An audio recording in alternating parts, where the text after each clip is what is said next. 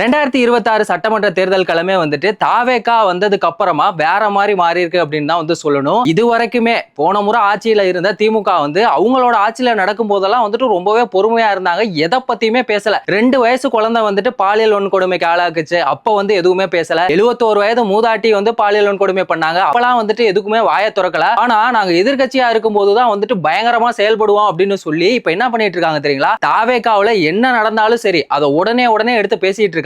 அந்த மாதிரி தான் எதிர்க்கட்சி தலைவரான உதயநிதி அவர்கள் வந்துட்டு இப்ப நிறைய விஷயங்கள் வந்து சொல்லியிருக்காரு. அவர் சொன்னதெல்லாம் வந்து சரியா இல்லையா அப்படிங்கறத நம்ம பார்ப்போம். ஃபர்ஸ்ட் விஷயமா சொல்லியிருக்கிறது பாத்தீங்கன்னா, இந்த சென்னை கோடம்பாக்கத்துல நேத்து ஒரு சம்பவம் ஒன்று நடந்துச்சு. அந்த பையன் வந்து பாத்தீங்கன்னா ரொம்பவே சின்ன பையன். அவனுக்கு ஒரு 3 நாய்ங்க, அது மட்டும் இல்லாம ஒரு போலீஸ் சேர்ந்து என்ன பண்ணிருக்காங்க, அவனை வந்து வற்புறுத்தி மது அருந்த வச்சு செக்சுவல் ஹராஸ்மெண்ட் வந்து பண்ணிருக்காங்க. இங்க வந்து பெண்களுக்கு தான் பாதுகாப்பு இல்ல அப்படின்னு சொல்லி நினைச்சா ஆண்களுக்கே வந்து தனியா பாதுகாப்பு கொடுக்கணும் போல. பெண்களுக்கு ஒரு சிங்கப்பெண் அதிரடிப்படை அப்படின்னு இருக்க மாதிரி ஆண்களுக்கு தயவு செஞ்சு ஏதாவது முதலமைச்சர் விஜய் அவர்கள் கொண்டு வரணும். ஏன்னா அந்த ஒரு நிலைமையில தான் வந்துட்டு இன்னைக்கு சட்ட ஒழுங்கு அப்படிங்கிற ஒரு விஷயம் இருக்கு. இத பத்தி தான் வந்து எதிர்க்கட்சி தலைவர் உதயநிதி அவர்கள் வந்து கேள்வி கேட்டிருக்காங்க. இன்னொரு விஷயம் என்னன்னு பாத்தீங்கன்னா,